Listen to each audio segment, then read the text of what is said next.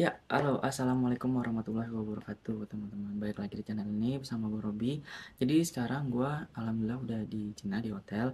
Nah, di sini gue akan ngebagi pengalaman tentang proses gimana apply visa di visa center Cina gitu. Nah, gue pengen highlight dulu secara keseluruhan prosesnya itu cepet, terus juga efisien gitu. Antriannya juga waktu itu gak terlalu panjang. Waktu itu gue kalau nggak salah datangnya itu hari Selasa, antriannya sosok gitu. Ada tiga antrian untuk pengajuan baru sama satu antrian untuk pengajuan lama, satu antrian khusus lagi gitu. Jadi yang untuk antrian reguler itu di tengah. Nah, dari proses gua awal sampai akhir itu prosesnya berjalan cepat banget gitu untuk apply-nya ya. Karena kita harus dua kali datang ke visa center. Yang pertama itu untuk apply, yang kedua itu untuk ngambil visa kita yang udah dari paspor gitu. Nah, jadi kalau misalnya teman-teman udah lihat dulu nih di Google gitu tentang gimana prosesnya, terus banyak banget komentar-komentar yang lama lah gitu, terus banyak yang ngantri lah gitu. Itu mungkin ada benarnya, tapi pengalaman gua sih nggak kayak gitu ya gitu. Karena pas hari Selasa itu nggak banyak calo gitu. Jadi mungkin orang-orang yang komentar di Google Maps terus bilang pelayanannya lama itu karena mungkin banyak calo gitu. Nah, banyak calonnya itu gue di hari Jumat waktu itu pas ngambil visa jadinya. Itu emang banyak banget calo gitu pas lagi di counter-counter untuk masukin paspor kita gitu, terus buat registrasi. Nah, itu yang lama, tapi semua pelayanannya bagus gitu. Terus bukan ke arah galak nggak menyenangkan ya, tapi mungkin ke arah tegas ya gitu. Jadi petugas-petugas sana akan jawab sesuai yang dibutuhin, terus nggak akan jawab sesuai yang misalnya dianggap nggak penting gitu. Terus kalau misalnya salah ya langsung salah gitu. Nah, untungnya pas ada kesalahan kita nggak perlu repot-repot lagi balik ke rumah untuk edit aplikasinya gitu. Maksudnya si dokumen form buat aplikasi visanya di sana udah disediain beberapa laptop dan juga komputer gitu. Jadi mungkin ada tiga komputer sama di sebelahnya lagi tuh kanan ada laptop dan ada fotokopiannya.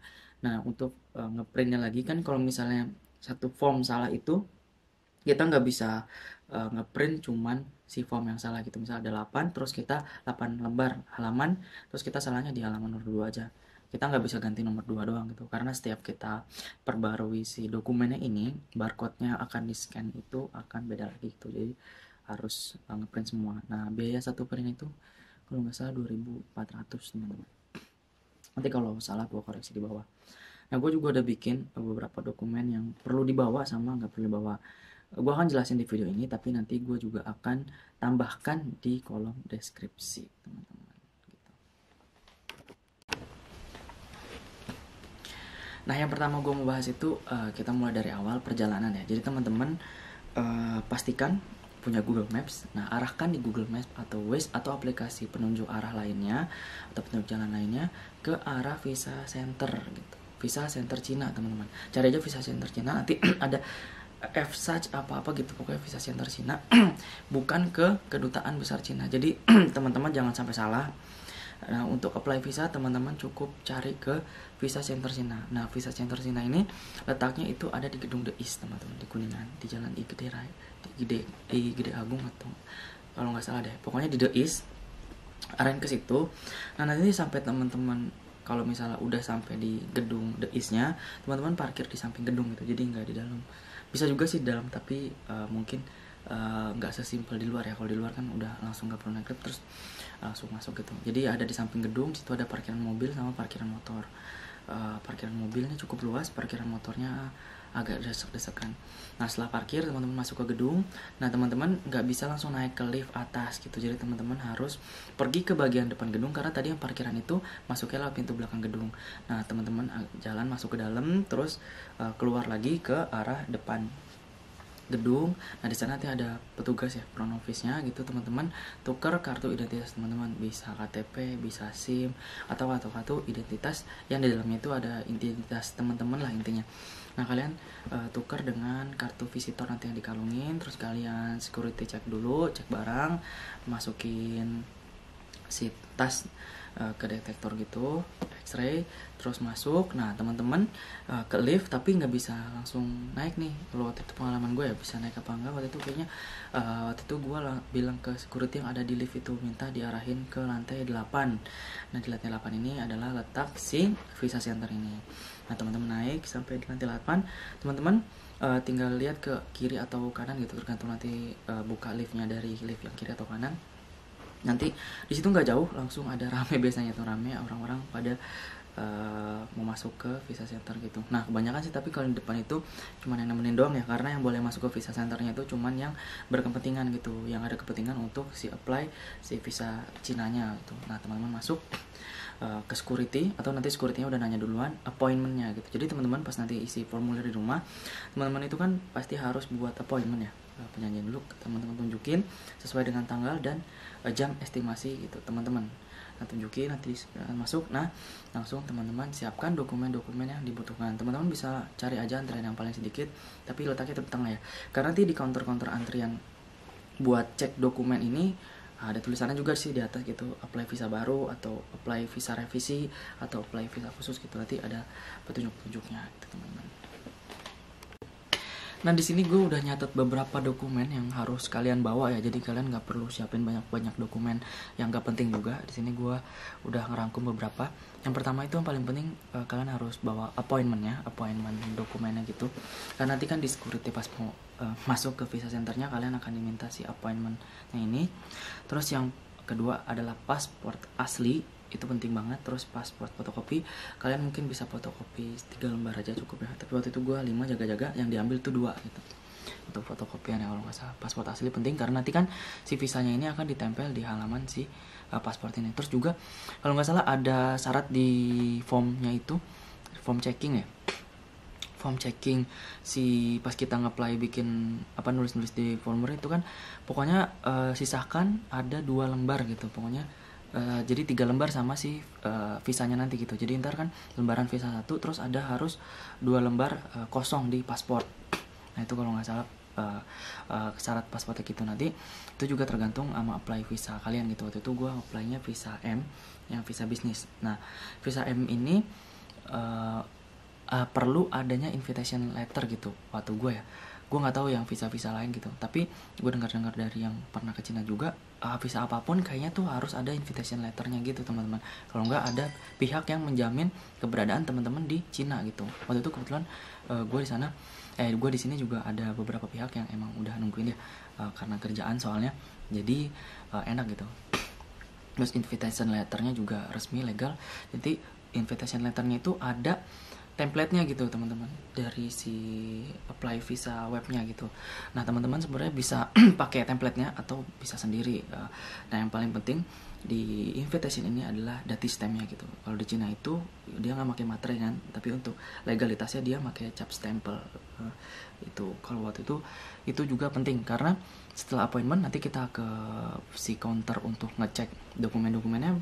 Yang paling atas itu adalah invitation letter, terus pasport, invitation letter nanti dicek. Nah terus fotokopian sama form visa ya, form visanya ada 10 atau 8 lembar gitu ya. Yang form visanya banyak itu identitas diri teman-teman gitu. Itu dipastikan ya untuk nggak ada yang salah, biar kita nggak perlu fotokopi sama nggak perlu edit lagi. Walaupun proses edit yang salah sama fotokopi itu cepet banget gitu ya, karena ada beberapa komputer. Waktu itu gue beruntung mungkin karena nggak terlalu rame dan nggak terlalu banyak orang yang salah gitu, jadi cepet. Dan editnya juga gampang, karena kalau misalnya kita mau edit kan udah ada petunjuknya tuh di laptop, di belakang laptop ditempel di dinding gitu. Kita jadi tinggal ubah yang perlu diubah aja gitu. Jadi pas kita daftar formulir visanya itu udah kesimpan di history gitu. Jadi itu memudahkan banget kalau misalnya ada kesalahan. Nah di form visa ini kesalahan gua itu adalah gua menempel foto teman-teman. Jadi form visa ini nggak boleh ada tempelan apa-apa, nggak perlu dicekrek, dia udah gitu aja. Terus foto itu teman-teman bawa aja, tapi waktu itu gue nggak pakai, tapi persiapan aja dengan latar background merah ya, pokoknya sama dengan foto yang dianjurkan di website-nya teman-teman. Kan ada syarat tuh untuk foto yang dilampirkannya kayak gimana, itu bawa aja, tapi waktu itu gue nggak dipakai sama sekali. Nah terus selain nggak boleh tempel foto sama nggak boleh tanda tangan. Nah itu kan ada kolom tanda tangan tuh, depan sama belakang deh kalau nggak salah, halaman 1 kalau nggak sama halaman 2 deh kalau nggak salah. Nah itu teman-teman jangan tanda tangan dulu, karena kalau misalnya teman-teman udah tanda tangan itu pasti suruh balik lagi, suruh ngeprint gitu, perbaikan. Nah tanda tangannya itu nanti adalah pada saat di counter aplikasinya gitu. Nanti kan cek dokumen, saya cek dokumen, kalau misal beres teman-teman akan pindah ke satu ruangan yang itu ramai banget, ada bangku jejer panjang, terus ada counter sampai 20-an. Itu teman-teman di situ nanti masukin dokumen-dokumennya sama paspornya, terus paspornya nanti akan ditinggal di situ, di proses itu. Nah di paling pojok kiri itu nanti ada loket pembayaran. Nah teman-teman masuk situ, tanda tangannya adalah pada saat di counter apply visanya itu teman-teman. Nah setelah itu tadi pas appointment di paling atas, terus paspor asli, terus form visa. Nah berikutnya setelah formulir pendaftaran visa yang banyak itu, teman-teman masukin invitation letter, terus juga fotokopi KTP juga teman-teman, fotokopi 3 aja gitu, yang diambil paling 1 waktu itu ya. Terus ini yang nggak wajib nih, yang nggak wajib itu adalah itinerary.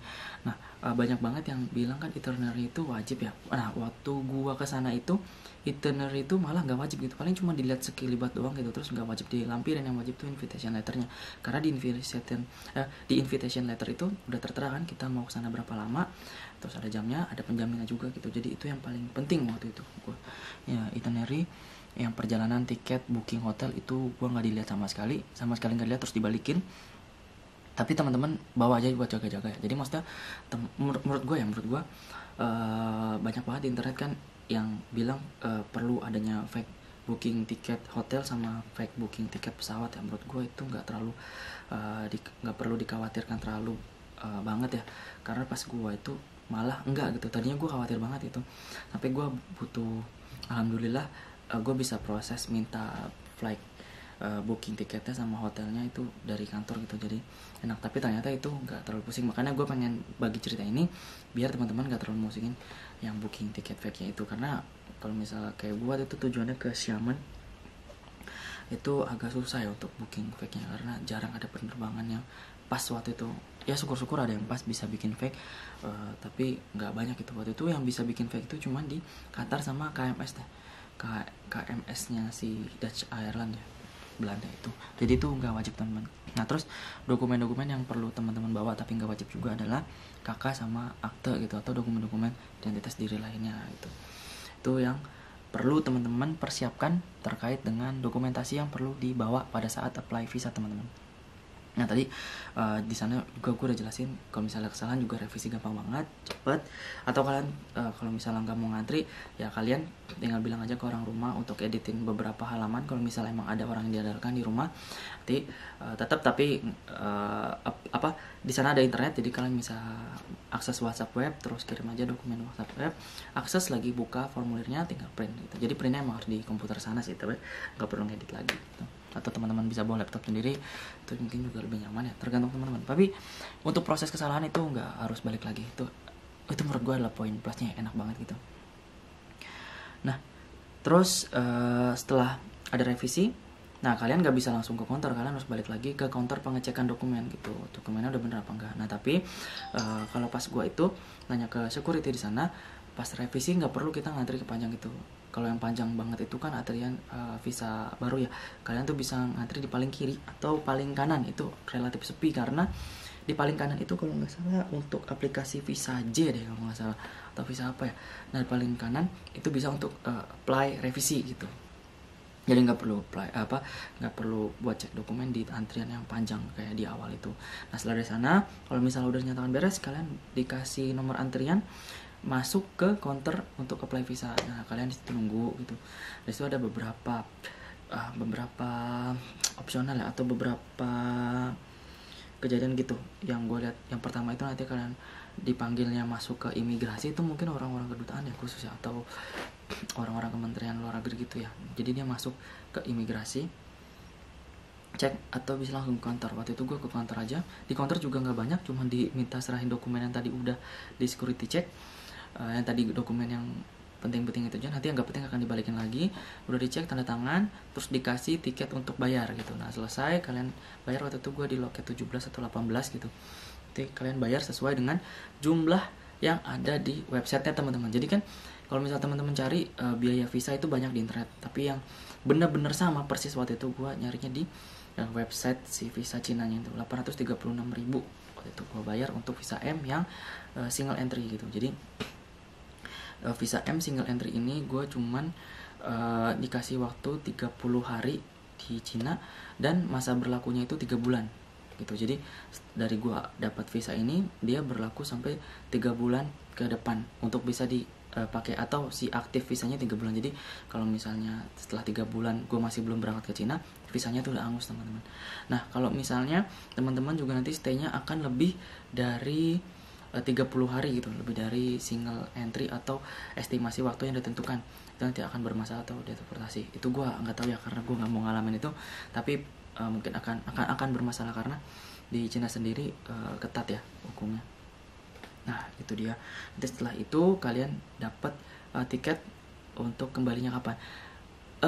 Single entry itu setahu gue 4 hari kerja jadi, tapi pas itu gue cuman 2 hari kerja. Itu nggak tahu ya karena alhamdulillah lagi cepet apa gimana gitu. Jadi untuk gue pas apply visa waktu itu habis tiket dikasih estimasi waktu untuk datang lagi gitu. Nah estimasi tiket untuk datang lagi ini juga jangan sampai hilang, karena pas kalian nanti datang kalian harus bawa ini, nunjukin ke security untuk ngambil visa yang udah jadinya gitu teman-teman. Nah nanti di itu udah balik, terus waktu itu gue balik hari Jumat. Nah pas ngambil visa ini gue yang agak lama teman-teman, itu nggak tahu emang lagi banyak orang ya. Kalau hari-hari Jumat akhir-akhir gitu kayaknya lama deh. Saran gue mungkin hari-hari pertengahan aja ya, Selasa, Rabu, Kamis gitu. Nah di situ hari Jumat itu gue mulai lihat banyak calo gitu. Nah calonya nih udah CS-an banget nih sama petugas kantornya gitu, udah kayak temen aja gitu, agak-agak nggak sopan sebenarnya dari cara ngomong, attitude, gerak-geriknya gitu ya, verbal non verbalnya tuh udah kayak CS banget lah gitu. Nah itu mungkin yang bikin agak lama, karena dia calo-calo ini sekali apply itu bisa sampai 10 tumpukan gitu. Itu kan lama banget ya 10 tumpukan visa itu. Nah jadi mungkin itu pengalaman gue sampai nanti di hari Jumat itu gue dapat lagi visanya udah jadi. Udah sesimpel itu. Paling prosesnya ya proses apply-nya itu nggak sampai 1 jam, 1 jam lah, 1 jam lebih dikit karena gue ada revisi. Nah ngambilnya itu 1 jam kurang 45 menitan karena ngantrinya agak lama teman-teman. Tapi di sana santai aja, yang penting jangan pakai sepatu ya. Terus di sana tersedia bangku panjang gitu, bisa duduk, terus juga di bawahnya tuh karpet, kalau misal penuh bisa duduk di karpetnya juga. Terus untuk pakaian gak ada pakaian khusus, yang penting jangan pakai sandal ya. Udah gitu cepet jadi. Dan ya alhamdulillah sekarang visa juga nggak ada masalah kesini. Yang paling rese mungkin nanti akan ada di imigrasi bandara di Indonesianya teman-teman. Gue nggak tahu ya, tapi pengalaman gue tuh rese aja gitu. Jadi emang flightnya itu jam 7, terus abis check in dapat boarding time-nya jam 6. Nah gue tuh diketakut-takutin gitu, nggak dikasih informasi yang benar gitu. Jadi gue takut-takutin pesawatnya udah berangkat nih, sementara gue di imigrasi tuh udah jam 6 kurang 5, boarding time-nya 6 enggak ya, di imigrasi cek itu 6 kurang 5, boarding time itu 6 lewat 5. Tuh agak rese tuh di situ. Jadi teman-teman gue saranin jauh-jauh waktu lah ya, dari waktu flight atau boarding time-nya gitu, cepet-cepet check in. Nah pas nyampe di Cina nanti teman-teman ada ngisi form itu lagi, form imigrasi lagi, terus masuk ngambil koper, udah tinggal sesuaikan dengan tujuan teman-teman. Mungkin sekian ya pengalaman sharing dari gua, sharing experience tentang pengalaman apply visa Cina sampai ke bandara Cinanya gimana, apa yang perlu dilakuin. Nanti mungkin untuk tutorial isi dokumennya gua akan buat di video terpisah. Dari gua cukup, mudah-mudahan informasi ini bermanfaat bagi teman-teman yang ingin ke Cina, dan mudah-mudahan bagi teman-teman yang ingin ke Cina semoga perjalanannya dilancarkan, dibuat tidak ada kendala apapun gitu. Dari gue cukup. Terima kasih. Wassalamualaikum warahmatullahi wabarakatuh. Bye bye. Cai Chen. Ya, ini ada bonus sedikit pemandangan. Jadi sekarang ini gue ada di kota Chosan. Kotanya tuh dekat Hong Kong, terus dekat sama Fujian juga. Nah kota itu bagus banget ya. Dia kayak kepulauan gitu, terus di dalamnya tuh ada gunung-gunung gini. Nah ini bagian kotanya. Nanti kalau misalnya kalian di sekitaran sana itu masuk ke terowongan dalam gunung gitu, itu pemandangan lebih bagus lagi tuh, lebih ke arah kayak pedesaan gitu. Ada 1-2 rumah gitu. Nah itu mungkin kalau misalnya kalian sering banget lihat jalanan-jalanan di anime, nah itu mungkin kayak gitu tuh, bagus banget jalannya tuh. Mungkin salah satu rekomendasi kalau misalnya kalian ke Cina, kalian ke Chosun ya. Nah, di sini gue pengen ngasih tips kalau misalnya kalian ke Cina itu kalian harus download banyak VPN gitu, karena mungkin ada beberapa VPN yang keblokir gitu. Kayak misalnya Turbo VPN itu kan salah satu VPN yang terkenal ya, tapi Turbo VPN tuh pas di Cina bisa cuman sekali pakai, habis itu dia kedetek jadi salah satu aplikasi yang nggak boleh ada di Cina gitu. Jadinya kalian harus download lagi. Nah, terus gue make sampai sekarang itu yang bisa itu Secure VPN. Nah, itu lumayan bagus ya, tapi banyak juga jaringan-jaringan yang agak susah gitu di sini. Nah, saran gue juga kalian kalau misalnya mau ke Cina nggak dalam jangka waktu yang lama gitu, misalnya seminggu atau 2 minggu, kayak gue 2 minggu di sini, itu beli aja paket roaming dari Indonesia. Itu lebih aman untuk kelancaran komunikasi ya sama orang-orang yang di Indonesia gitu, sama keluarga Indonesia tuh lebih enak gitu. Jaringannya di sini gua tuh pakai M3, paket seminggu di Cina itu 200.000 roaming, dapat 5 giga. Itu lumayan ngebantu banget sih kalau di luar gitu, misalnya nggak di hotel, nggak ada wifi di hotel juga kadang-kadang bapuk ya, karena pakai VPN gitu bapuk, jadi cuma bisa pakai aplikasi-aplikasi Cina doang kayak WeChat yang lancar.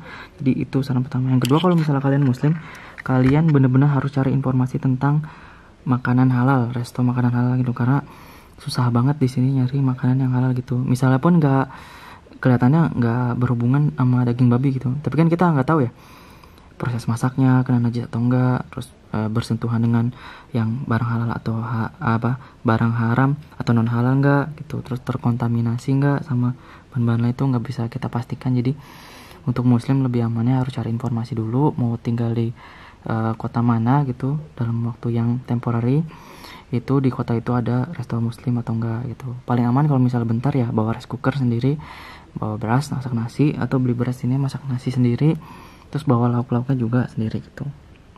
Itu akan lebih aman ya, menjaga dari hal-hal yang nggak pasti gitu.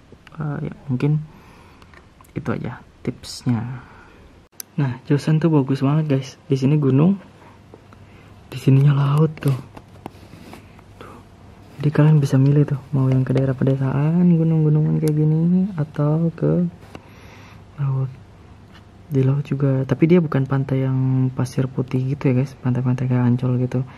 Tapi lumayan bagus sih, karena infrastrukturnya udah bagus, udah di semen semua, terus banyak orang-orang jogging, jalan gitu. Nah, keren banget.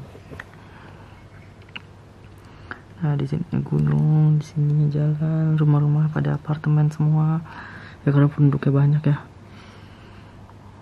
Jadi dia butuh bangunan yang meninggi untuk hemat lahan. Keren sih Chosun. Nah, yang perlu kalian perhatiin itu di Cina itu stop kontaknya kayak gini nih guys.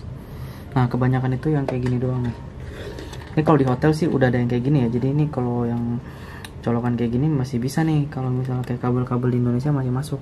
Nah, makanya gue saranin kalian beli yang ini, adaptor. Nanti gue cantumin linknya di deskripsi ya. Adaptor untuk charger ya, universal dia. Nah, kita cuman pakai yang ini doang nih. Ini juga ntar bisa diatur nih. Jadi kalau misal miring ntar bisa diatur juga. Tapi dia tuh harusnya selain yang ini, ntar biasanya di atasnya itu ada yang kayak gini tapi tanpa yang bulatan ini, jadi kayak garis doang. Nah, kita pakai yang ini. Nah, makanya yang ini. Terus ini kita tancapin aja lurus di sini nih. Nah, gitu. Nah, ini harus di lock dulu. Cara pakai harus di lock dulu nih guys. Nah, udah kenceng, terus ini di lock. Nah, terus baru kita masukin kayak gini. Nah, baru dia nyala. Kalau udah nyala udah aktif ya. Nah, kalau udah nggak kepake kita unlock lagi, kita tekan aja, kita tekan sambil di lock lagi. Nah, gitu. Nah, sama yang gak kalah penting itu gue beli ini guys. Ini kalau misalnya kalian bawa makanan,